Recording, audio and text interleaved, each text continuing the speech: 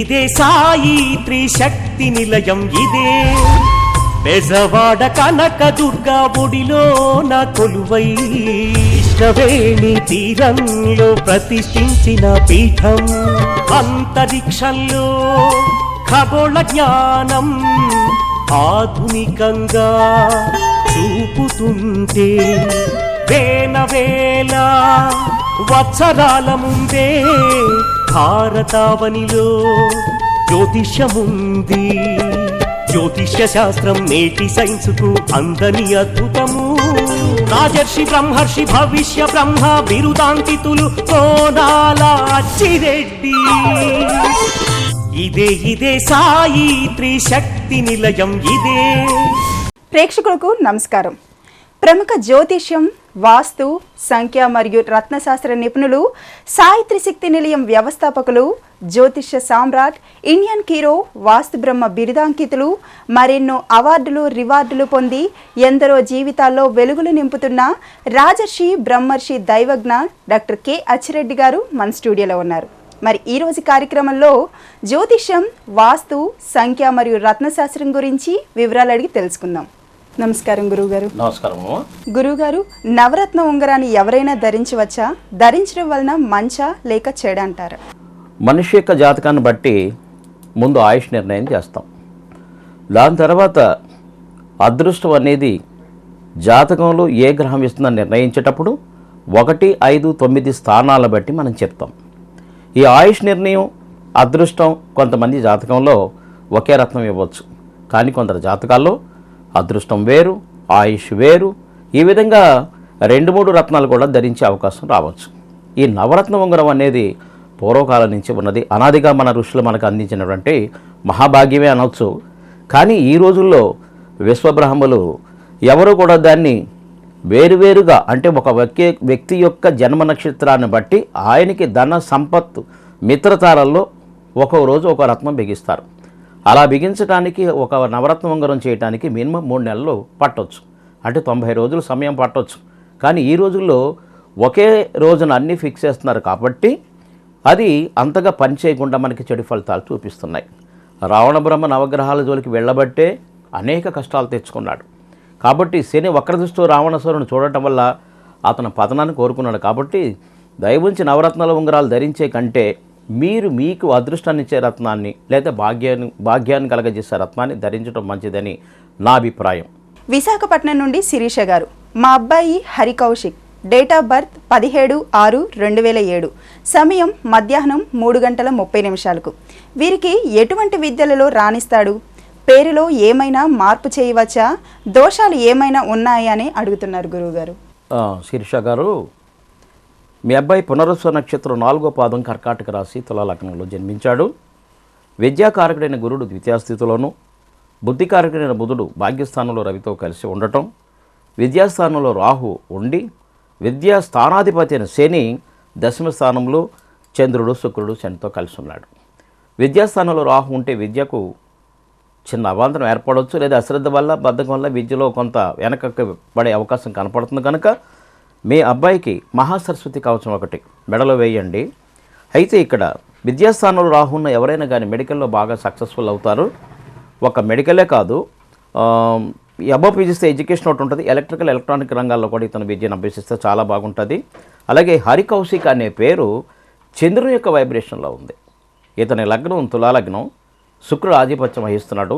శుక్ర వైబ్రేషన్లో ఇతని పేరు మార్చుకుంటే మాత్రం చాలా అద్భుతంగా ఉన్నతమైన స్థానంలో విద్యను పూర్తి చేయడమే కాకుండా అతను ఉద్యోగ ప్రయత్నాలు కూడా సఫలీకృతం కాగలుగుతాడు. కాబట్టి HARI మీరు చెప్పిన ప్రకారంగా KUSHIK అని ఉన్న పేరుని HARY హరి కౌశిక్ KOWSHIKK అని డైలీ 13 టైమ్స్ రాయమనండి, 13 డేస్ రాయించండి. అలాగా కంటిన్యూగా 108 డేస్ రాయిస్తే ఇతను విద్యా విషయంలో శ్రద్ధ కలిగి బాగా సక్సెస్ఫుల్ కాగలుగుతాడు. ఉదయం పూట మార్నింగ్ 4:30 to 6:30 లోపల చదివింది రాయించడం కూడా అలవాటు చేయించండి. అప్పుడు హరి కౌశిక్ చాలా అద్భుతమైన స్థానంలో ఉంటాడు. విన్నారు కదా శిరీష గారు, మరి మీ అబ్బాయికి మహాసరస్వతి కవచమును మెడలో వేయండి, తప్పకుండా ఫలితం లభిస్తుంది. ఒంగోలు నుండి లీలాధర్ గారు, నా డేట్ ఆఫ్ బర్త్ 24/2/1977, సమయం రాత్రి 7:30 ప్రస్తుతం నాకు ఏ వ్యాపారం చేసినా కలిసి రావడం లేదు. ఎటువంటి వ్యాపారాలు చేస్తే నాకు జీవితంలో స్థిరత్వం వస్తుంది? దోషాలు ఏమైనా ఉంటే తెలుపగలరు, తప్పకుండా తెలియజేస్తారు, వినండి. లీలాధర్ గారు, మీరు భరణి నక్షత్రం 4వ పాదంలో పుట్టారు, కన్యా లగ్నంలో జన్మించారు. వర్తమానంలో రాహులో శుక్రుడు అంతర్దశ జరుగుతుంది మీకు, కాబట్టి వ్యాపారానికి ప్రతికూలమైన కాలంగా చెప్పవచ్చు. మీ వయసు 44 నుండి వ్యాపారం అనుకూల కాలంగా మారుతుంది. అయితే ఇక్కడ దశమ స్థానాధిపతి అయిన బుధుడు కుజుడితో కలిసి ఉండటం, అందులోనూ ఆయన కుజ నక్షత్రంలో ఉండటం, కుజుని పైన శని దృష్టి ఉండటం చాలా అనుకూలం. దీనివల్ల ఇనుము, ఆయిల్, యంత్ర సంబంధమైన వ్యాపారాదులు, స్టేషనరీ సంబంధించిన వ్యాపారాదులు కూడా మీకు బాగా కలిసి వస్తాయి. ఇంకా బాగా కలిసి రావాలంటే 3 క్యారెట్ల బరువు గల జాతి పచ్చని కుడి చేతి చిటికిన వేలికి, వజ్రాన్ని మధ్య వేలికి మినిమం 30 సెంట్స్ ఉండాలి వజ్రం ధరిస్తే మీరు అనుకున్నంత లాభాలు వ్యాపారంలో సాధించగలుగుతారు. విపరీతమైన వ్యాపారాలు కూడా జరుగుతాయి. విన్నారు కదా లీలాధర్ గారు, మరి 3 నుండి 5 క్యారెట్ల బరువు గల జాతి పచ్చని ధరిస్తే మీరు వ్యాపారంలో అభివృద్ధి తప్పక సాధిస్తారు. గురువు గారు, ఇరువురి వివాహానికి నక్షత్ర పొంతన సరిపోతుందా? ఇరువురి నక్షత్రాలు ఒకటే అయినా వివాహం చేయవచ్చు అంటారా? వివాహ పొందన గురించి అడిగావు కదమ్మా, ఇది మంచి ప్రశ్నే. చాలామందికి ఈ విషయంలో ఇప్పటికీ సందిగ్ధంలోనే ఉన్నారు. ఎప్పటికీ కొన్ని ప్రాంతాల్లో డేట్ ఆఫ్ బర్త్లు ఎవరికి ఉండవు, కొందరికి డేట్ ఆఫ్ బర్త్లు ఉంటాయి. ఇందులో ఇద్దరికి డేట్ ఆఫ్ బర్త్ ఉంటే ఇరువురి యొక్క డేట్ ఆఫ్ బర్త్లో వచ్చినటువంటి నక్షత్రాల పొంతన చూసుకోవటం ఒక పద్ధతి. అంతేకాకుండా ఇరువురు చక్రాలు ఉన్న గ్రహ స్థితిగతులు, శత్రుమిత్రత్వాలు, ఒకరి గ్రహానికి ఒకరి గ్రహం ఎన్నో స్థానంలో ఉంది, పొంతన ఎలాగుంది అని చూడటం అనేది అసలు పద్ధతి. ఒకరికి డేట్ ఆఫ్ బర్త్ ఉంటే మరొకరి డేట్ ఆఫ్ బర్త్, అంటే వరుడుకు డేట్ ఆఫ్ బర్త్ ఉండి వధుకు డేట్ ఆఫ్ బర్త్ లేకపోయినా నామ నక్షత్ర ప్రకారం వధువుది, జాతక ప్రకారంగా జన్మ నక్షత్ర ప్రకారం వరుడిది చూడవచ్చు. ఒకవేళ వధువుకి జన్మ నక్షత్రం ఉండి వరుడికి జన్మ నక్షత్రం లేకపోతే ఇద్దరికి కూడా నామనక్షత్ర పొంతన మాత్రమే చూసి వివాహం చేయటం చాలా మంచిది. ఏదైనా కూడా వారి యొక్క జన్మ నక్షత్రాలు తెలుసుకొని, వారి జాతక చక్రంలో ఉన్న గ్రహ స్థితిగతులు పొంతన చూసుకొని, వారికి నడుస్తున్న దశలు, రాబోయే దశలు కూడా మిత్రత్వ శత్రుత్వాలు ఉన్నాయా లేదా అని గమనించుకొని అప్పుడు పొంతన చేసుకుని వాళ్ళిద్దరి కుదిరితే వివాహం చేస్తే చాలా మంచిది. అంతేగాని ఏదో 18 మార్కులు వచ్చినాయి లేకపోతే 23 మార్కులు వచ్చినాయి చేసేసిన తర్వాత పెళ్ళైన 3వ రోజుకి ఇద్దరు విడిపోయి కోర్టుల చుట్టూ తిరిగే పరిస్థితి కూడా తెచ్చుకోవద్దు. ఇది నా సలహా. నా వ్యక్తిగత సలహా కూడా ఏంటంటే, మనకు అనాది నుంచి కూడా వచ్చినటువంటి శాస్త్ర పద్ధతులను సూత్రప్రాయంగా మనం ఆచరించి వివాహ పొంతన చేస్తే వచ్చి నన్ను నమ్ముకున్న వధువరులు కూడా చాలా సంతోషంగా సంతానంతో సుఖ జీవితం అనుభవిస్తారు. గురువుగారు, రంగనాథ్ గారు రాస్తున్నారండి. నా డేట్ ఆఫ్ బర్త్ 11/8/1977 మధ్యాహ్నం 12:45 జన్మించాను. నా జీవితంలో ఎప్పుడూ సమస్యలే, అవి లేకుండా ఉండాలంటే నేను ఏం చేయాలని అడుగుతున్నారు గురువుగారు. రంగనాథ్ గారు, మీరు 11/8/1977 సంవత్సరం మధ్యాహ్నం 12:45 జన్మించానని మీరు చెప్పడం జరిగింది. అయితే మీ జీవితంలో ఎప్పుడూ సమస్యలని మీరు బాధపడుతున్నారు. యాక్చువల్గా మీది ఆరుద్ర నక్షత్రం, మిథున రాశిలో పుట్టారు, వృశ్చిక లగ్నంలో పుట్టారు. సుఖస్థానం అనేది ఎప్పుడు కూడా మన 4వ స్థానం అని అందరికీ తెలిసిందే. విద్య, ఉద్యోగం, తర్వాత తల్లి, వాహనం, భూమి, గృహం చెప్పే స్థానం కూడా 4వ స్థానం. ఆ 4వ స్థానాధిపతి అయిన శని భాగ్యస్థానంలో మీకు రవితో కలిసి ఉన్నాడు. కాబట్టి రవిశనుల కలయికలు మనకి ఏం తెలుస్తుందంటే, పూర్వపుణ్యస్థానం చెప్పేది కూడా 9వ క్షేత్రమే. మీరు గత జన్మలో మీ తల్లి తండ్రిని బాధించడం వలన మీకు పితృశాపం ఏర్పడి ఉంది. మీరు ఎవరైనా దగ్గరలో తెలిసిన పండితులు ఉంటే వారి దగ్గరికి వెళ్ళి పితృశాపం ఎలా చేయాలనేది తెలుసుకోండి. లేదా మీ తల్లిదండ్రులకు సేవ చేయటం, ఒకవేళ తల్లిదండ్రులు లేకపోతే వాళ్ళ పేరు మీద ఎవరికన్నా పెద్దలకి దాన ధర్మాలు చేయటం లాంటివి చేస్తూ ఉంటే మీకు చాలా వరకు ఈ సమస్య తీరుతుంది. అంతేగాక మీ లగ్నానికి ద్వితీయాధిపతి అయినటువంటి గురుని యొక్క ఇష్టపూర్వకమైన రత్నం పుష్యరాగం, అది ఉంగరంగా ధరించండి. దాంతోపాటుగా ప్రతి నెలలో మీకు వచ్చే ఆరుద్ర నక్షత్రం వస్తుంది. ఆ నక్షత్రం శివుడికి అభిషేకం చేయించుకొని మీరు నువ్వులు దానం ఇస్తే కూడా మీకు పితృశాపాలు తొలుగుతాయి, ఆనందంగా జీవించగలుగుతారు. ఈ రెండోది ఏంటంటే, మీకు రాహుకేతుల మధ్యలో గ్రహాలన్నీ బంధింపబడ్డాయి. ఇది సంపూర్ణ కాలసర్ప దోషం. మరి మీరు జీవితంలో అభివృద్ధి చెందాలంటే కంప్లీట్గా మీరు కాలసర్ప శాంతి ఒకసారి చేయించుకోవాలి. అంటే 9 గ్రహాలు, 12 రాసులు, 27 నక్షత్రాలకు శాంతి చేసుకోవాలి. 108 రోజులు పూజ ఉంటుంది. ఇది ఒకసారి మీకు తెలిసిన పండితులు చేయించుకుంటే జీవితంలో మీరు, మీ కుటుంబ సభ్యులందరూ కూడా మీరు సుఖపడతారు, మీతో పాటు వాళ్ళు కూడా సుఖపడతారు.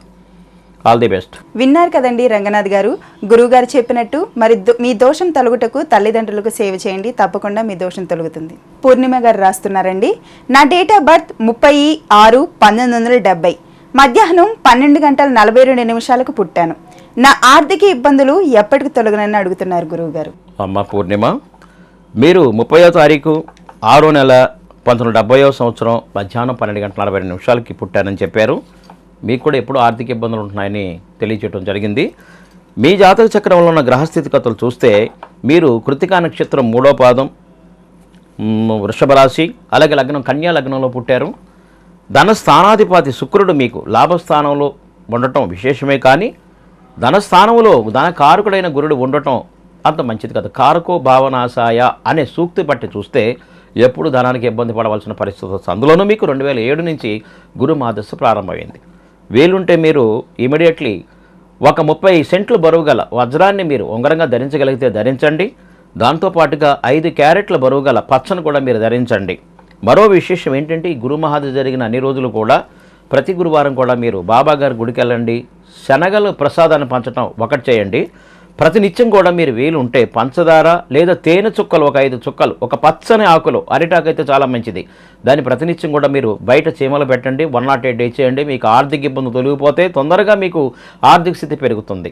అంతేకాదు శ్రీచక్రాన్ని మీరు ధరించవచ్చు. శ్రీచక్రాన్ని గృహంలోంచి పూజించుకుంటే కూడా చాలా మంచిది. సుఖానికి, సౌఖ్యానికి, అన్నిటికీ అభివృద్ధి చెందేదే శ్రీచక్రం. శ్రీచక్రం మించిన యంత్రం లేదని మనకు అందరికీ తెలిసిందే. కాబట్టి తప్పనిసరిగా మీరు శ్రీచక్రంతో ధరించండి లేదా శ్రీచక్రాంతాన్ని పూజించండి. ఆర్థిక స్థితి బాగా మేలు జరుగుతుంది. All the best. గురువుగారు, ఒక ఇంట్లో ఎవరైనా మరణిస్తే ఆ ఇంట్లో కానీ లేదా ఆ బస్తీలో కానీ మరి కొంతకాలంలోపు వెనువెంటనే 2 లేక 3 చనిపోవడం జరుగుతుంది. మరి దీని గురించి జ్యోతిష శాస్త్రంలో వివరణ ఉందంటారా? చాలా మంచి ప్రశ్న అడిగావమ్మా.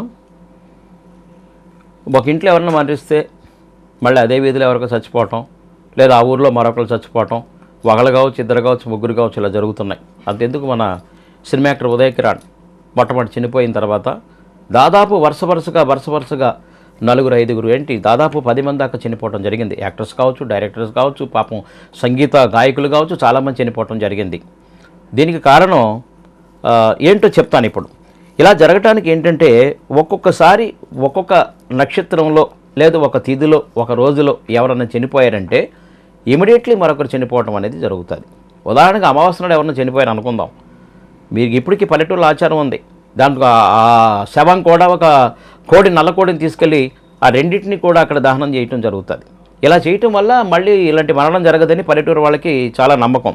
అంటే ఆదివారం రోజున కానీ, మంగళవారం రోజున కానీ, శనివారం రోజున కానీ తిథులకు వచ్చేటప్పటికి విధియ, సప్తమి, ద్వాదశ తిథుల్లో కానీ ఇవి కలిసిన రోజుల్లో ఎవరైనా ఒకరు చనిపోయినా లేదా మరణించిన, ఇంకా నక్షత్రాలు ఉన్నాయి, మృగశిర, చిత్త, ధనిష్ట, ఇవి ద్విపాద నక్షత్రాలు అంటారు. ఈ నక్షత్రాలతో కూడిన రోజున చనిపోయినా కూడా మరొకరు ఆ వెంట వెళ్తారు. ఒక చనిపోవటం కాదండి, మీరు బాగా గుర్తుపెట్టుకోండి. ఒక వస్తువు మనకు రోడ్డు మీద దొరికింది అనుకుందాం, తిరిగి మళ్ళీ అయ్యే వస్తువులు దొరుకుతూనే ఉంటాయి. ఒక వ్యక్తి ఆ నెలలో మీకు ఆ రోజున ఎవడైనా డబ్బులు ఇచ్చాడు అనుకుందాం, నెల మొదటి రోజు ఇది వచ్చింది అనుకుందాం, అలా వచ్చినప్పుడు నిజంగా ఆ నెలంతా కూడా డబ్బులు ఆకస్మికంగా దొరుకుతూనే ఉంటాయి. ఇది ద్విపుష్కర యోగం అంటారు. ఏది? ఈ మంగళవారం, ఈ వారాలు, ఈ తిథులు, ఈ నక్షత్రాలు కలిసిన దాన్ని. ద్విపాద నక్షత్రాలు కలిసిన రోజున మాత్రమే. అలాగే త్రిపాద నక్షత్రాలు కూడా కొన్ని ఉంటాయి, అవి కలిసిన రోజున కూడా ఇలాగే జరుగుతుంది. అది కూడా ఆది, మంగళ, శనివారాలు, విధియ, సప్తమి, ద్వాదశ తిథులు, కృత్తిక, పునర్వస, ఉత్తర, విశాఖ, ఉత్తరాషాఢ, పూర్వభాద్ర నక్షత్రంలో ఎవరైనా చనిపోతే వెంటనే ఒక 3 లేదా 4 చనిపోవటం లాంటివి జరుగుతుంది. ఇవి ఇలా చనిపోతున్నారనే ఆ స్వరూపానంద స్వామిని మన సినిమా వాళ్ళు తీసుకొచ్చుకొని యజ్ఞాలు, యాగాలు, హోమాలు చేయించుకున్నారు. ఇది అంతం ఆపటానికని.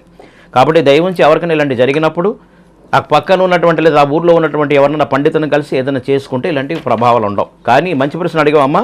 దీన్నే ద్విపుష్కర యోగం, త్రిపుష్కర యోగం అంటారు. జ్యోతిష్యం, వాస్తు, సంఖ్య మరియు రత్నశాస్త్రం గురించి గురువుగారిని అడిగి మరికొన్ని వివరాలు అడిగి తెలుసుకునే ముందు చిన్న విరామం.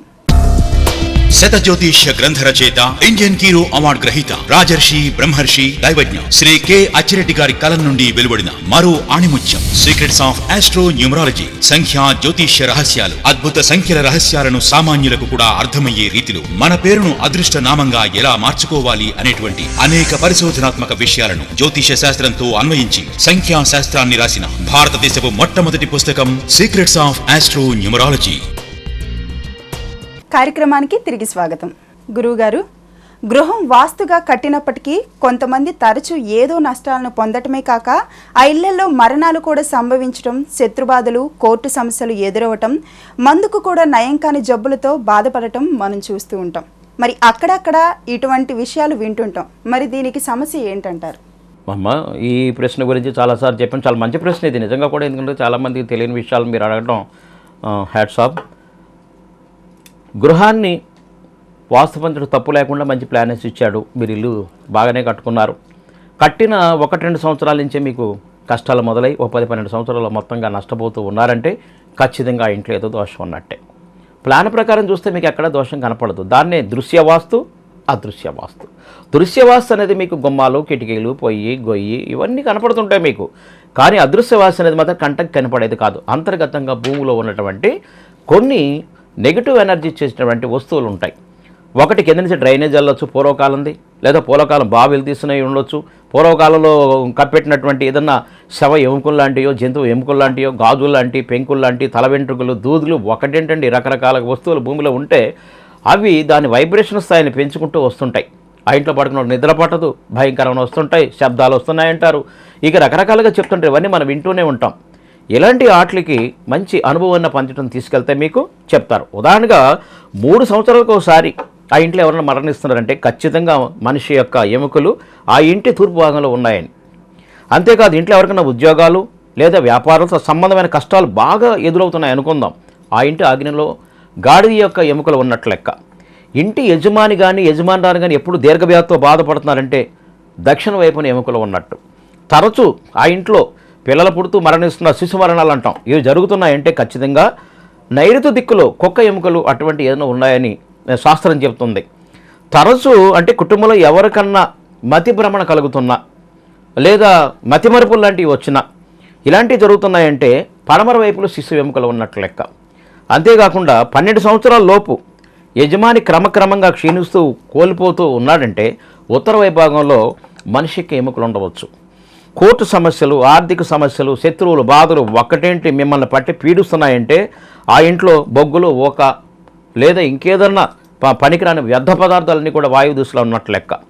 పెంపుడు జంతువులు, కుక్కలు కావచ్చు, కోళ్ళు కావచ్చు, లేదా ఇంటి పశువులు కావచ్చు, పాపం తరచు చనిపోతున్నాయంటే ఆ ఈశాన్యంలో జంతువు ఎముకలు ఉన్నట్లు లెక్క. ఈ విధంగా చెప్పినంత తాళిగా ఉన్న తవ్వినప్పుడు బొగ్గులకు కనిపించిన అగ్ని ప్రమాదం. మనం తవ్వుతాం కదా, శంకుస్థాపన చేసినప్పుడు బొగ్గులు కనపడ్డంటే ఏదైనా అగ్ని ప్రమాదం ఉన్నట్టే లెక్క. తర్వాత దూది కనపడ్డదా, రోగబాధలు మనల్ని వెంటాడతాయి. గవ్వలు కనిపిస్తే కలహాలు, గాజు ముక్కలు కనిపిస్తే స్త్రీలకు తరచు శోకబాధలు.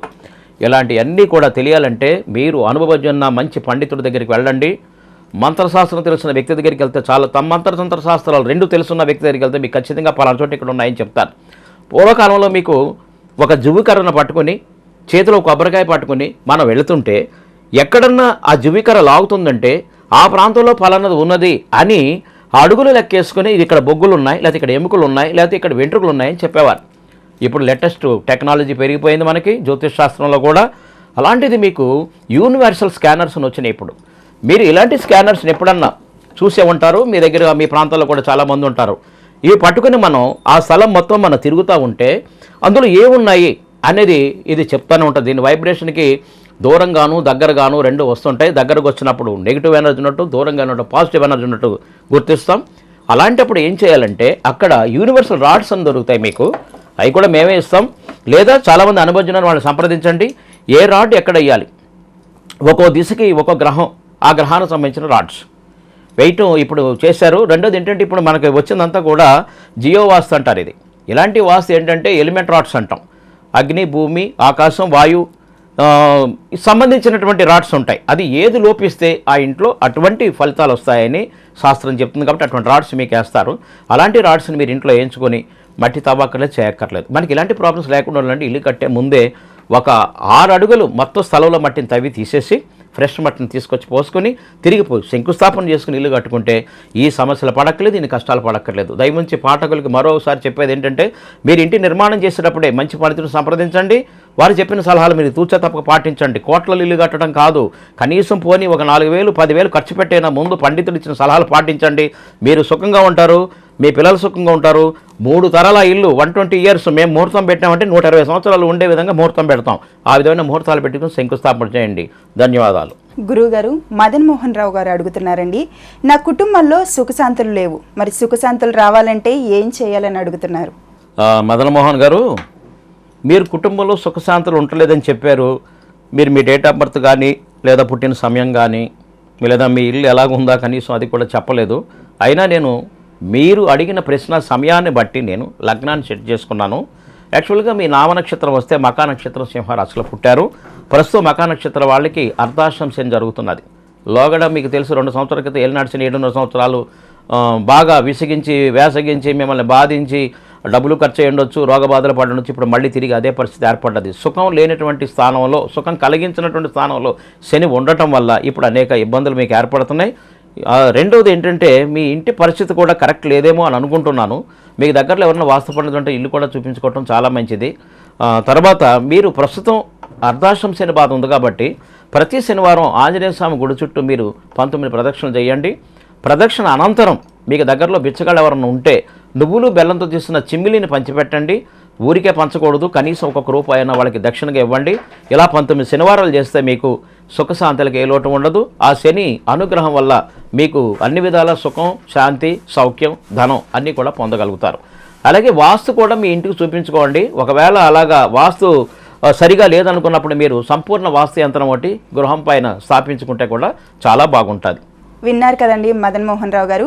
మరి గురువు గారు చెప్పినట్టు ఆకుపచ్చని రత్నాన్ని ఉంగరంగా ధరించండి, మీ కుటుంబంలో సుఖశాంతులు లభిస్తాయి. గురువుగారు, గుంటూరు నుండి వాసు గారు అడుగుతున్నారండి, నా డేట్ ఆఫ్ బర్త్ 1/8/1977, సమయం ఉదయం 4:30 నా పెళ్ళై 4 సంవత్సరాలు అయింది, పిల్లలు కలగటం లేదు. ఎప్పుడు పుడతారు? నాకు ఆ యోగం ఉందా లేదా? పరిహారం తెలుపగలరు? తప్పకుండా తెలియజేస్తారు, వినండి. వాసు గారు, మీరు 1వ తారీఖు 8 నెల 77వ సంవత్సరం ఉదయం 4:30 పుట్టారని మీరు టైం చెప్పడం, దానివల్ల నేను చక్ర వేసుకోవటం కూడా జరిగింది. మీరు పుట్టినటువంటి నక్షత్రం ధనిష్ఠ నక్షత్రం 4వ పాదం కుంభరాశి, లగ్నం వచ్చేసి మీకు మిథున లగ్నంలో పుట్టారు. పంచమ స్థానాధిపతి అయిన శుక్రుడు మిత్రక్షేత్రంలో ఉండి కానీ గురుడితో కలిసి ఉన్నాడు. ఇక్కడ గురు శుక్రుడు కలయిక అంత మంచి కాంబినేషన్ కాదు. పైపెచ్చు మీకు లగ్నంలో గురుడు ఉండి పంచమ స్థానాన్ని గురుడు చూస్తున్నాడు. మరి సంతానం కలగాలి. మీ లగ్నానికి ఇరుపక్కల 2 పాపగ్రహాలు ఉన్నాయి. అంటే గురుడికి ఇక్కడ పాపకర్తరి యోగం ఏర్పడ్డది.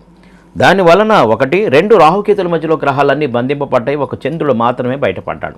ఇది కాలసర్ప దోషంతో సమానం. కాబట్టి దైవంచి ముందు కాలసర్ప శాంతితో పాటు మీరు సంతాన గోపాల పూజ కూడా చేయించుకోండి. ఈ గురు శాంతి కోసం ప్రతి గురువారం మీరు సాయిబాబా గుడికి వెళ్ళండి, శనగలు పంచిపెట్టండి, అది చాలా మంచిది. ఉత్తముడైన బ్రాహ్మణుడికి 5 గురువారాల తర్వాత పసుపు రంగులో ఉన్నటువంటి వస్త్రాలను దానం చేయడం కూడా చాలా మంచిది. అలాగే మీరు 2 క్యారెట్లు బరువు గల లేదా 3 క్యారెట్లు కనీసం బరువు ఉన్నటువంటి ముత్యాన్ని ఒక చంద్రుడి ఆకారం లాకెట్గా తయారు చేసుకుని మెడలో ధరించండి. తప్పనిసరిగా మీకు సంతానం కలగడానికి అవకాశం ఉంది. రెండోది ఏంటంటే, దీంట్లో చూస్తే పంచమ స్థానానికి ఎప్పుడైతే పంచమ స్థానానికి శుక్రుని యొక్క స్థానానికి గురుదృష్టి ఉండటం వల్ల మీ శ్రీమతి గారికి 1-2 గర్భ నష్టాలు కూడా జరగడానికి అవకాశం ఉంది. కాబట్టి వారి జాతం కూడా వ్యక్తిగతంగా మీరు ఒకసారి తీసుకొస్తే తప్పనిసరిగా అనాలిసిస్ చెప్పడానికి అవకాశం ఉంటుంది. అయినప్పటికీ మీకు సంతాన యోగం ఉంది. ఒక మగ ఒక ఆడ సంతతి కలుగుతారు, పిల్లలు కూడా చాలా బాగుంటారు. రెండోది ఏంటంటే, కాలసర్పూజ విధిగా చేయించుకున్న తర్వాత మాత్రమే ఈ రెమెడీస్ ధరించండి. మరొక చిన్న తంత్రం ఏమీ లేదు. మీకు సంతానం కలగాలంటే మీరు ఒక చిన్న కుక్క పిల్లని ఇంట్లో పెంచుకోండి, మీకు దోషం చాలా వరకు పోతుంది. లేదా ఒక పాములు పట్టేవాడు ఎక్కడైనా పాములు ఆడిస్తుంటే వాడి దగ్గరికి వెళ్ళి, వాడి జీవనోధారం అదే కాబట్టి వాడికి ఒక 5,000 6,000 ఇచ్చి అతన్ని రిక్వెస్ట్ చేసి ఆ సర్పాన్ని తీసుకెళ్ళి ఎక్కడైనా వనంలో విడిచిపెట్టి వస్తే మాత్రం మీకు అంతటితో శాపదోషం తొలుగుతుంది, సంతానం తప్పనిసరి కలుగుతారు. ఈ విధంగా చేయండి. All the best. ఓకే గురువుగారు, మరి ఈ రోజు కార్యక్రమంలో మా ప్రేక్షకులకు ఇన్ని సలహాలు మరియు సూచనలు అందించినందుకు మీకు ధన్యవాదాలు. ప్రేక్షకులు వ్యక్తిగతంగా గురువు గారిని కలవవలసిన చిరునామా రాజర్షి బ్రహ్మర్షి దైవజ్ఞ డాక్టర్ కె అచ్చిరెడ్డి గారు, సాయి త్రిశక్తి నిలయం, MIG 132/1, opposite electricity substation, HB colony, Bhavanipuram, Vijayawada 12. Cell number 9394417796. చూశారు కదండి, మరి ఈ రోజు కార్యక్రమంలో రాజర్షి బ్రహ్మర్షి దైవజ్ఞ డాక్టర్ కె అచ్చిరెడ్డి గారు చెప్పిన సలహాలు మరియు సూచనలు, మరి గురువు గారు చెప్పినట్టు ఈ పద్ధతులన్నీ పాటిస్తే మీరు మంచి ఫలితాలను పొందుతారు. మరి ఇది ఈ రోజు కార్యక్రమం. వచ్చే వారం మరిన్ని వివరాలతో కలుద్దాం. అంతవరకు సెలవు. నమస్కారం. శత జ్యోతిష గ్రంథకర్త, సంఖ్యా జ్యోతిష సాగరుడు, అభినవ వరాహ మిహిరుడు, ఇంజిన్ కీలు, రాజర్షి బ్రహ్మర్షి దైవజ్ఞ డాక్టర్ శ్రీ కె అచ్చిరెడ్డి గారి కలం నుండి వెలువడిన 153వ గ్రంథం వండర్స్ ఆఫ్ ఆస్ట్రో న్యూమరాలజీ. సంఖ్యాశాస్త్ర ప్రకారం ముహూర్తాలు చేయు పద్ధతులు, power of beginning and ending letters, సామాన్యుని సైతం కోటీశ్వరుడిగా మారుస్తుందా పేరు, స్త్రీ సంఖ్యా జ్యోతిషం, జన్మతేదీకి ఆయుష్ని, మారకాన్ని, అదృష్టాన్ని కలిగించే అక్షరాలు, సంఖ్యలు వంటి విషయాలను గురించి అద్భుతంగా వివరించే ప్రపంచంలోని మొట్టమొదటి పుస్తకం వండర్స్ ఆఫ్ ఆస్ట్రో న్యూమరాలజీ.